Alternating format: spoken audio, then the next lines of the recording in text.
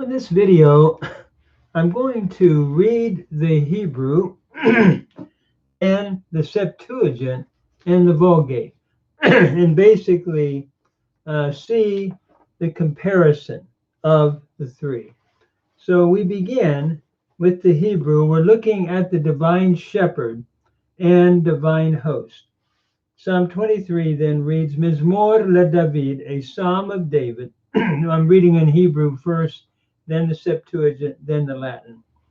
Adonai ro'i lo exad, a psalm of David. The Lord shepherds me, I shall not lack. And notice ro'i, as we've said in other videos, is a participle, a cow participle, masculine singular from ra'ah, a lamed he verb. And the e is your pronominal suffix, first person singular. So the Lord shepherds me very personally. Lo exad, I shall never, ever lack. Lo is a negative particle, not, and it means never. It's sort of like you wanted to say never shut the window, you'd use lo. Al, don't shut the window now, would be a temporary use of the negative particle. So I shall never exad lack. Notice echsad is from the root chasad, to lack. It's a cow imperfect first person singular from the root chasad. So the Septuagint then reads, Kyrios poimane me kai uden me husterese. That is, the Lord shepherds me. Here we have a present indicative active third person singular from poimaino rather than a participle. So the Lord shepherds me, and in nothing with reference to me it shall lack. Notice uden means nothing. Me is the accusative from ego amu, amoy, ameh, and here it's an enclitic, the epsilon is elided. So in nothing shall lack or shall want with reference to me.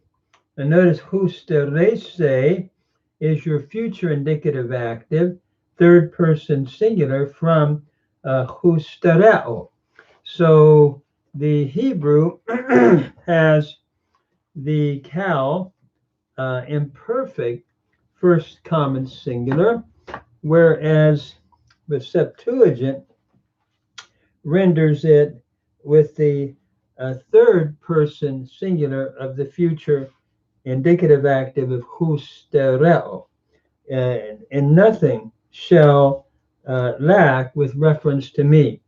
And so nothing shall lack as far as the Lord taking care of me, the Septuagint says. Then going to the Latin, Dominus reget me, the Lord shepherds me, et nihil mihi dieret, and nothing shall I lack. And again, we just have your present indicative active third person singular from regere, the Lord shepherds me, and in nothing to me, the dative, shall lack. Then we move on to back to the Hebrew in verse 2. Benot desha yar bitseni, al me menachot yana haleni. Notice in pastures of green grass, he causes me to recline. Beside waters of resting places, he leads me. Notice benot desha. Benot is from nave. It means pastures, and here the ot is your feminine plural suffix, and it's in construct with desha. So in pastures of grass, of green grass, we could translate it, he causes me to recline. Yad bitseni, notice from rabat, to recline. Here we have the hifil, imperfect, third masculine singular from rabat. And the ain is like a hinge, I believe, and I understand to be your pronominal suffix, first person singular. And notice the thematic vowel patterns here, the patha and the hirik yod, the AI pattern, indicative of your hifil or causative stem. So in pastures of green grass, he causes me to lie down, al me menachot yanahaleni, beside waters, and here mayim, the dual form, is in construct plural with the tzeriyot here, beside waters of resting places, menucha becoming menuchot with your plural in the accusative, beside waters of resting places, yenahaleni, he leads me. From nahal, to lead. And notice here we have a pial imperfect, third masculine singular with the yod prefix, the shava pathak, indicative of your PL stem here in that vowel pattern, and then again your pronominal suffix in the ani, the first person singular. So he leads me beside waters of resting places, or beside where the can I say the quiet places. It's interesting. The Lord wants his sheep to rest, and we can burn out sometimes, even in ministry. And the Lord is our shepherd personally and wants us to come to the resting places. The Septuagint reads, Eis tapan quaes ake me kateskenosin epihudatas anapausaos exetrepsemet. That is, if we would translate it, into the place of green grass, there he causes me to dwell. Or there he has made me to dwell down, make myself at home, and beside waters of resting places, or rest, we could say, beside waters of rest, he has nourished me, from exetrepset. And notice here we have kata skenosin, from kata skenao, to dwell down, to make oneself at home. So we have the aorist indicative active third person singular from kata skenao. And then beside waters of rest, he has nourished me. Exetrepset. This is from ektrepho, and here we have this compound verb. It is the aorist indicative active, third person singular from ektrepho. He has nourished me, and me is your object, the direct object, and enclitic again from eme becoming me. He has nourished me. What a beautiful thought here.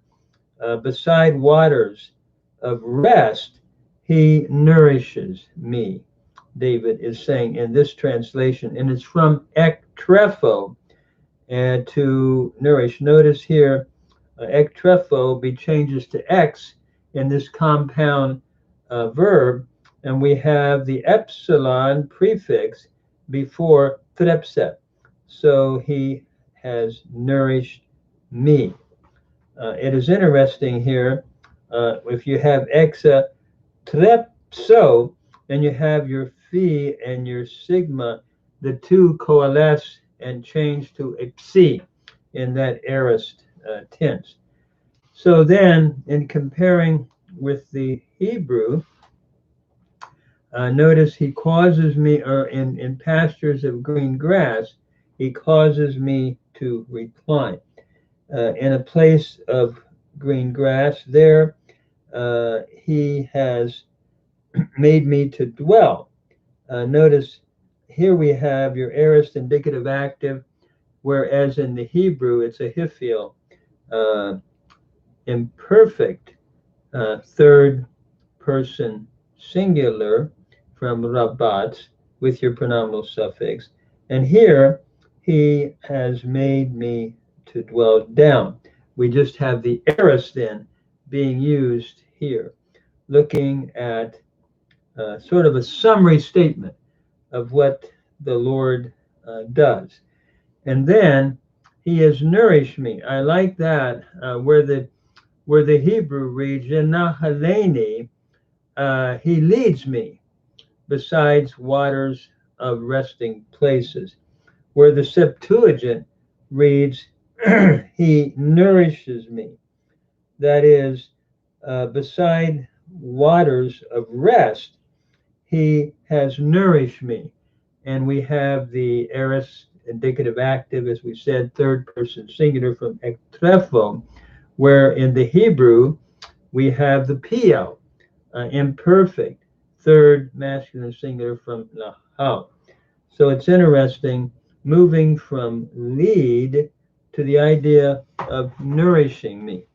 And then the Vulgate reads uh, basically in local pascui ibime kalakawit, in pastures of in places of pasture there he has uh, basically led me, and beside waters refectione educavit me, beside waters of refectiones he has uh, literally sort of educated me, but I think the idea here is he has nourished me.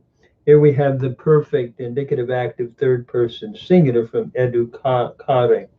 Uh, so he is leading me beside the waters of resting places, and he makes me to lie down, and he basically leads me and actually teaches me and nourishes me at that point, is the way I suppose we could understand educavit. So at any rate, uh, so let me go on back to the Hebrew. We'll do one more verse. Nafshi yeshoveh yancheni b'magalei tzedek v'ma'an shmo. My soul he restores. He guides me, or he causes me to be guided in the tried or the beaten paths of righteousness, the right paths, on account of his name. And notice here, nafshi is from nefesh. It's a noun in construct with hirik yod, first person singular pronominal suffix. My soul, yeshoveh, from shu, middle weak verb, and here we have a polel imperfect third masculine singular from shu. That is, he restores my soul, and then he causes me to be guided from nacha, a lamed hay verb where the hay has elided, and here we have a hifio imperfect third masculine singular.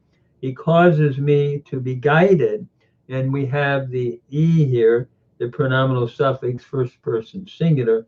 Beside, magale is different from derek. It's sort of like, seems to me like tried paths, beaten paths of righteousness, a plural noun in construct with tzedek here, for the sake of the preposition, for the sake of his name. His name's at stake. Shemo from shem, now it's in construct with o, the pronominal suffix third masculine singular. So he won't lead his sheep over a cliff. He guides them in tried paths that the shepherd has gone through many times in the past. And so it's interesting, the Septuagint reads, Ten psuchein mu epestrepse, hode ke sin me epitribus de kaiasunes, chenekin tu anima autu. That is, he has restored my soul. And this means he has brought back my soul. And here we have from aphistemi, It is your aorist indicative active third person singular from, excuse me, epistrepho, to restore. Epistrepho is the root here. So he has restored, and notice that the psi again is indicative of your aorist indicative active third person singular, where the coalescence of the phi and the sigma come together and change to a psi. So he basically has restored my soul, and he has guided me. Chodeges me. He has guided me. This is the aorist indicative active third person singular from the root hadegeo, to guide. So he has guided me upon the paths of righteousness. Tribus dikaiasunes, that is the right paths, on account of Henekin to anamatas autu, on account of his name. And again, with the Hebrew, he has restored from epistrepho, he has restored my soul. And the Hebrew has the polel, where this has the aorist again, third person masculine singular. And then from the polel imperfect, we move on. He causes me. The Hebrew has the hifil. He causes me to be guided in the tried paths of righteousness for the sake of his name, the hifil. And here we have the aorist again in the Septuagint. Chodegesin. He has basically guided me from hadegeo, a contract verb. He has guided me upon the paths of righteousness on account of his namesake. Where the Hebrew, he is simply using the hifil imperfect. The aorist is used here in the Septuagint to translate it. And just a reading of the Latin then. Anima meam convertit, that is, he converts my soul.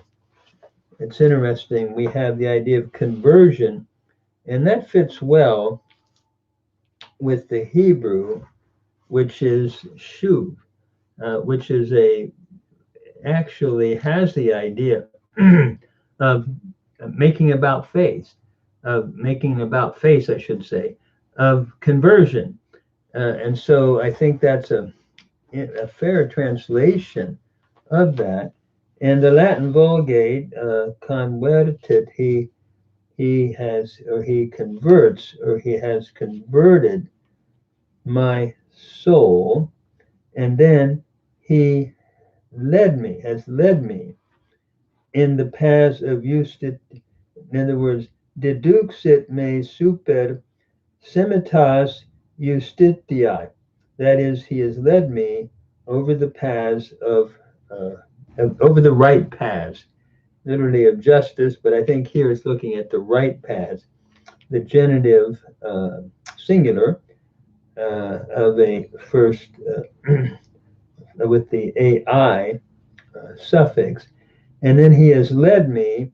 Here we have the perfect indicative active third person singular to lead. He has led me over the paths of right, of justice, over the right paths, where the Septuagint has dikaiasune, and the Hebrew here has the tried paths. Yanheni b'magaled said it, the tried paths. So it's sort of interesting as we're doing a comparative kind of an analysis here. And then we conclude with propter nomen suum, on account of his name. We have the preposition and then the accusative and the nomen and the personal pronoun, on account of his name. And that, of course, goes along with the Septuagint as well as the Hebrew. The Septuagint agreeing with this, Henekin tu anamatas out tu, and the Hebrew lema and shemo. So it's interesting as we look at these three verses. The aorist is often used in the Septuagint when we have imperfect several times in the Hebrew, whether we're looking at a hifil imperfect or a pl imperfect, whereas we have the aorist in the Septuagint and the perfect in some of those places in the Vulgate, in the Latin. But the good news is we have a good shepherd who leads us and who goes before us, who wants us to rest and who wants to lead us into these, can I say, places of green grass and waters of restfulness. All three capture that idea. And he wants to nourish us. I thought that was interesting in the Septuagint. That's where we are nourished when we are in still or beside quiet water. So often in quietness, we find a nourishment that we don't find in the hustle and bustle of life. So, what a beautiful psalm. And Jesus applies that to himself in John 10 when he said, I am the good shepherd, and I go before my sheep. And we have a good shepherd who has gone before us, has conquered death, who is alive today. Praise the Lord. And he is that faithful shepherd that we can follow, give our life to, and follow.